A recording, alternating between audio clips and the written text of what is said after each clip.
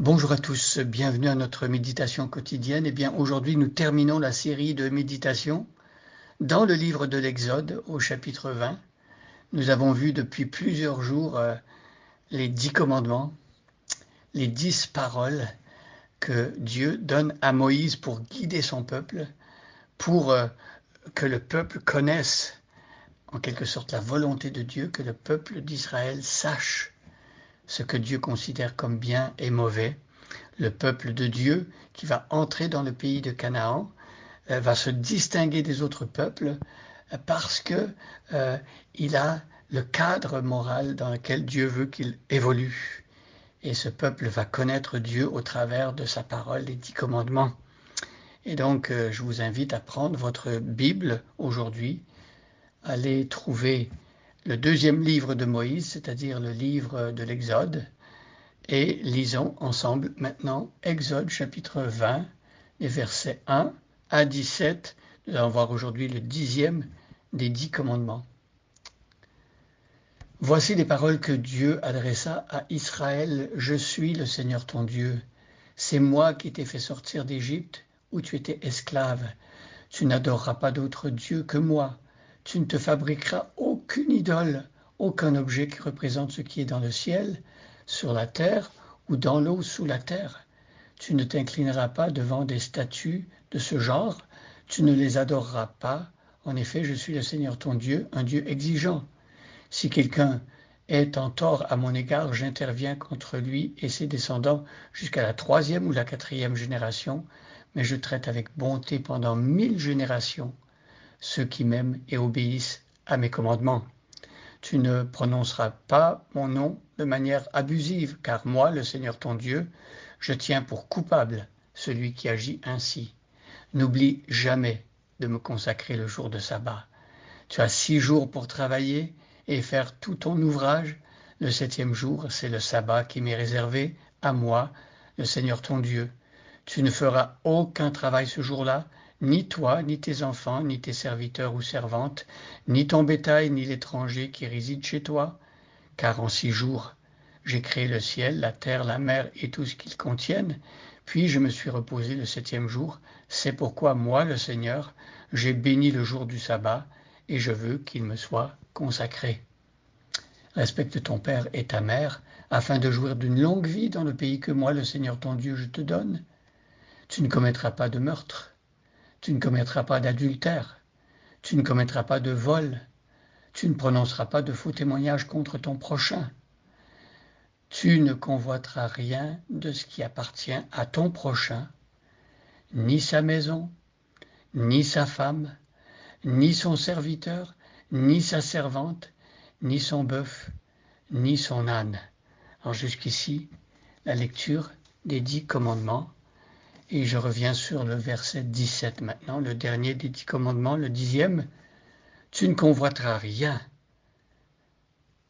de ce qui appartient à ton prochain, ni sa maison, ni sa femme, ni son serviteur, ni sa servante, ni son bœuf, ni son âne.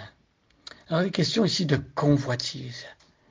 Qu'est-ce que c'est que la convoitise? En fait, la convoitise, c'est de désirer ce que l'autre possède. C'est de vouloir à tout prix ce qui appartient au prochain. Tu ne convoiteras rien.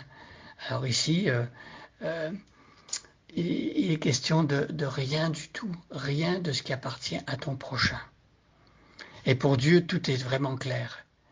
Dieu t'a donné de pouvoir posséder certaines choses qui sont à toi, et tu bénis Dieu. Par exemple, si tu as une femme, si tu as des enfants, si tu as une propriété, une maison, tu as un travail, tu as une voiture, tu as des biens matériels, Dieu t'a comblé, il t'a donné toutes sortes de choses, eh bien, ne convoite rien de ce qui appartient à ton prochain.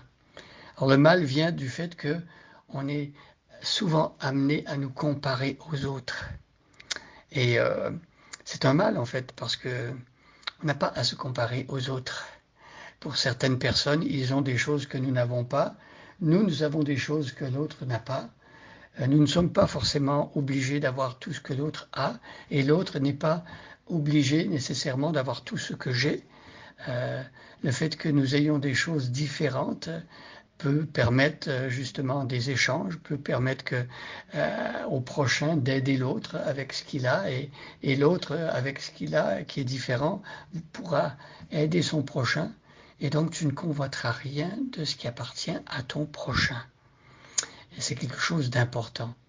Et il y a un travail qui doit se faire au niveau de notre cœur, au niveau de notre être intérieur, pour apprendre justement à être satisfait, à être content, à apprendre à vivre avec ce que Dieu nous accorde pour l'instant.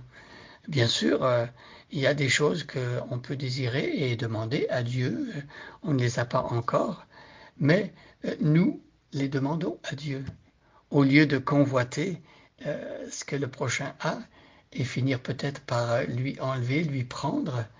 Eh bien, justement, demander simplement à Dieu si lui, il veut que nous ayons telle ou telle chose que nous n'avons pas. Mais l'apôtre Paul disait dans l'Épître aux Philippiens, et on en a parlé il y a 2 ou 3 jours en parlant du fait que on était aussi appelé à être satisfait, à apprendre le contentement. Paul, dans Philippiens, dit qu'il a appris cela. Il a appris à vivre avec très peu, et il a appris à vivre avec beaucoup. Pourtant, il avait besoin de soutien financier, et il était très heureux quand les Philippiens lui ont fait des dons, sont entrés en partenariat avec lui pour lui faire des dons financiers, matériels, pour lui permettre de se déplacer et d'exercer son ministère. Il était très content de cela. Mais Paul n'a pas commencé à s'apitoyer, à se lamenter devant Dieu. Moi, je n'ai pas les mêmes moyens que tel ou tel autre apôtre qui, lui, reste toujours où il est. Il a une maison, il a plein de choses que moi je n'ai pas. Paul n'a pas fait cela. Et voyez, nous apprenons à vivre avec ce que Dieu nous accorde, à être reconnaissant si Dieu ajoute. Et nous reprenons les paroles de Job qui a dit « L'Éternel a donné, l'Éternel a repris, que son saint nom soit béni ». Reconnaître la souveraineté de Dieu dans le fait que nous possédions telle ou telle chose. Et surtout, apprenons à être reconnaissants, à reconnaître que, si mon voisin a par exemple une maison plus grande que la mienne, merci Seigneur parce que j'ai tout de même une maison.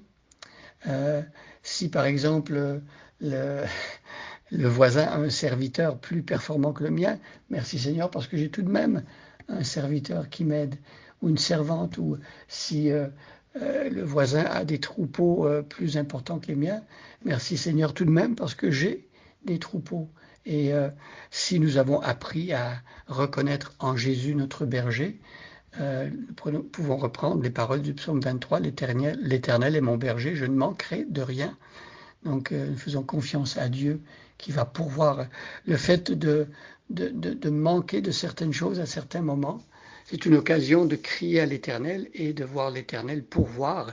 C'est une manière pour Dieu de manifester sa générosité et de nous apprendre à compter encore plus sur lui et à voir à quel point Dieu est bon et Dieu pourvoit. Voyez ?